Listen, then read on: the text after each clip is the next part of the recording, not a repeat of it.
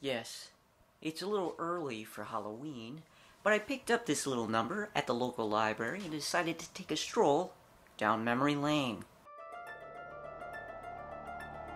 Goosebumps. Do you remember it? I do.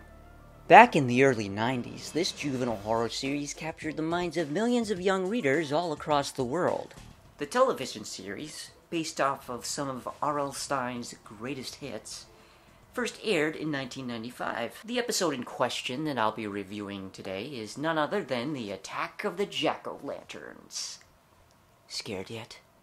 Well, you're gonna be, 'cause these kids don't mess around.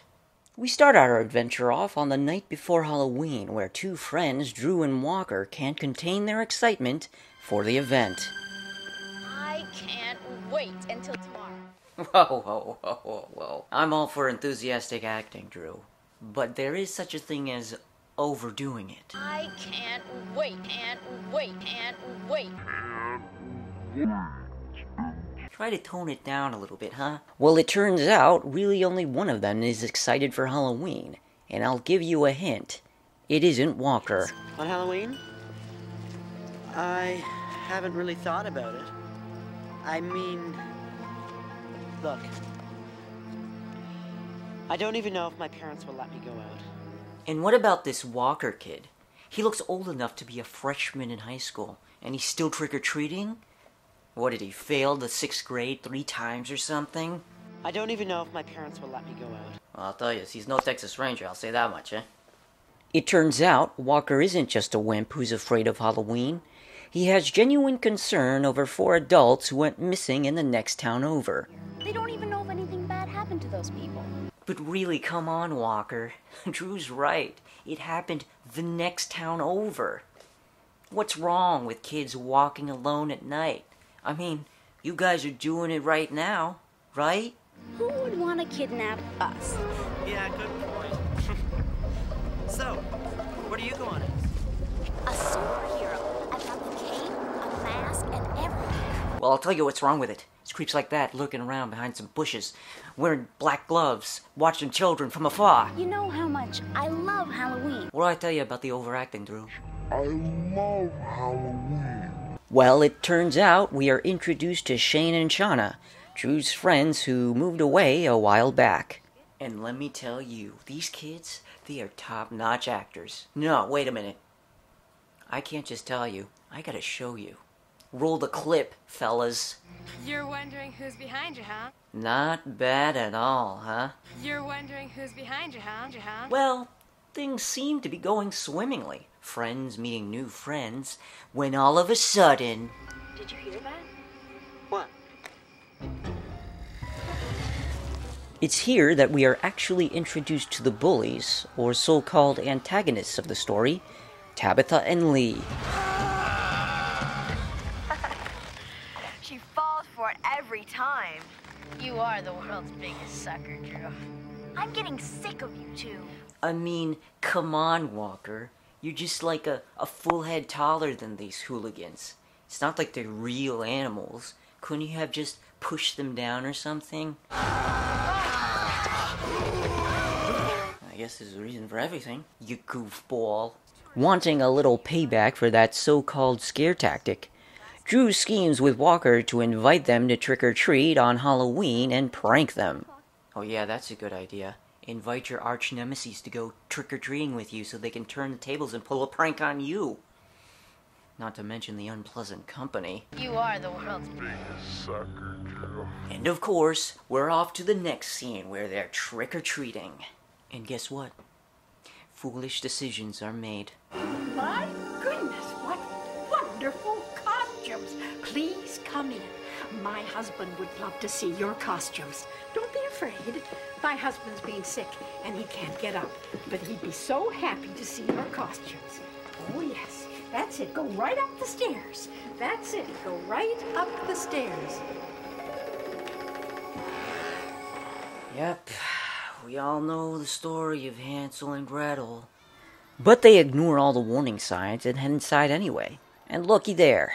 They find their friends Shane and Shauna chained in a room with an old man and several other kids.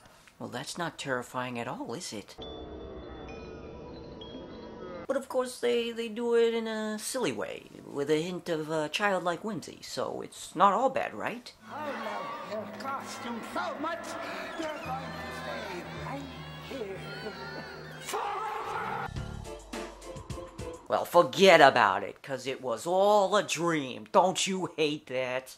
Now, we actually come to the night of Halloween, and Drew's mom is still skeptical about the whole charade because of, the disappearances. I was just watching the news, and they still haven't found those 4 people who disappeared the last couple of days, and I'm worried. I have to go out. It's Halloween.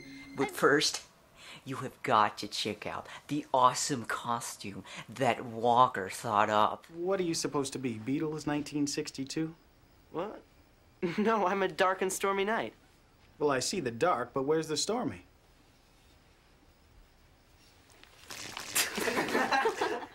Yeah, a dark and stormy night. Splash, splash. Oh, ho, ho, ho. Oh, ho, ho, ho. Try getting away with that, not getting beat up. But the father spurs the kids on and says, "No, honey, it's the adults who should be worried. They went missing a whole town over." Plus, it wasn't even in this town, it was in the next town over. That's miles from here. We can't keep Drew in a cage. Now, here's where they really go trick-or-treating, and this is when the poop really starts to hit the fan. Well, if it isn't Mighty Mouse. She's super Drew. I mean, those so-called friends, Shane and Shauna, don't even bother to show up. What a bunch of fakos and posers.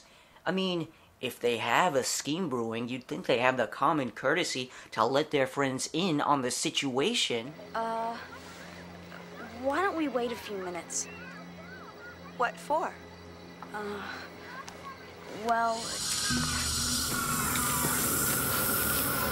Hey, did you hear about all the people that have been disappearing? Yeah, 1 minute they're here, and the next minute, vanished.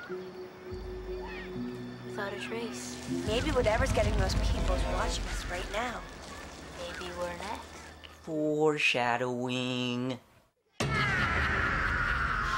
scary. You're gonna have to do better than that. Is that Shane and Shauna? I don't think so. If you want to trick or treat, follow us. We know a new neighborhood. A better place. A better place. Your friends are too funny. Ooh, come with us. We've got lots of candy. Another telltale sign of stranger danger. Just remember, kids, that's never a good thing. But of course they agree. Idiots. Well, of course, it's all hunky-dory at first, and the kids get more candy than their wildest imaginations can ever think of. Seriously. These kids don't dream very big. Splash, splash. Oh, ho, ho, ho. Oh, ho, ho, ho.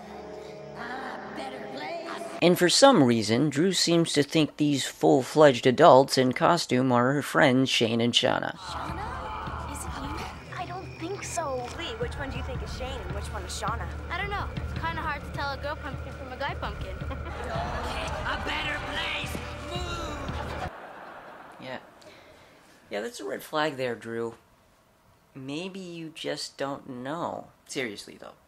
She can't even tell that they're like a foot taller than her friends Shane and Shauna. I don't think these things are human. Of course not. They're your friends. Then the kids start realizing something fishy is going on when the Pumpkinheads don't let them skip town. Yeah, your little Halloween joke is over. More houses. Lots more houses. Treat forever. Willow Bay.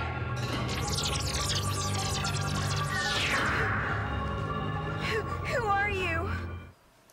Yeah, it doesn't look too good for these kids. Well, they had a good run. They got to fill their candies with bellies. I mean bellies with candies. But good old Tabitha finally has an epiphany. And now they do what they should have done a long time ago. Run!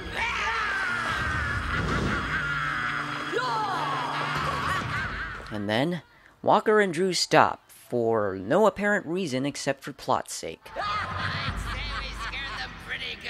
And in one very weird but unsurprising plot twist, the Pumpkinhead jack-o'-lantern suddenly transform into Shane and Shauna. It was you! What? And look, everyone's having a grand old time again. Except for Walker. I mean, at first What? I mean, look at him. Look at him. Throw the guy a bone here. Looks like he's been traumatized for the rest of his life.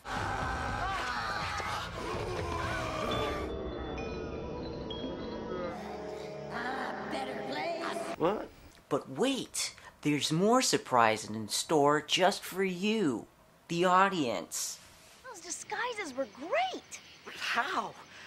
I mean, the way you just changed and the way that bead shot out of your claw. Okay, you guys. How'd you do that? Well, there are advantages to being an alien. An alien? I got nothing. That's right. They're aliens. They pulled out the old alien card. Out of nowhere, out of the blue, straight out of left field, they're aliens. They're extraterrestrials. Come on, guys. Aliens? What is this? Kingdom of the Crystal Skulls? And then Drew comes up and makes a very valid but simple point. How come you never told me? Would you have believed me?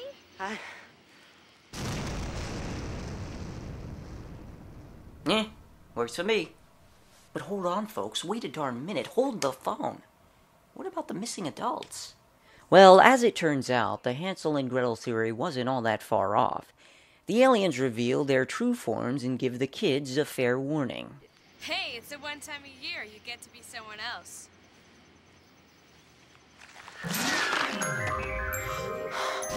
Wait! Do you guys want some candy for the trip back? No thanks, it's not part of our diet. But if you know where some nice plump adults are, We'll eat those. 4-course meal? The 4 missing people. Oh, by the way, we're pretty full, but I wouldn't eat all that candy. It might fatten you up, and we will be back next year. 2 feet again.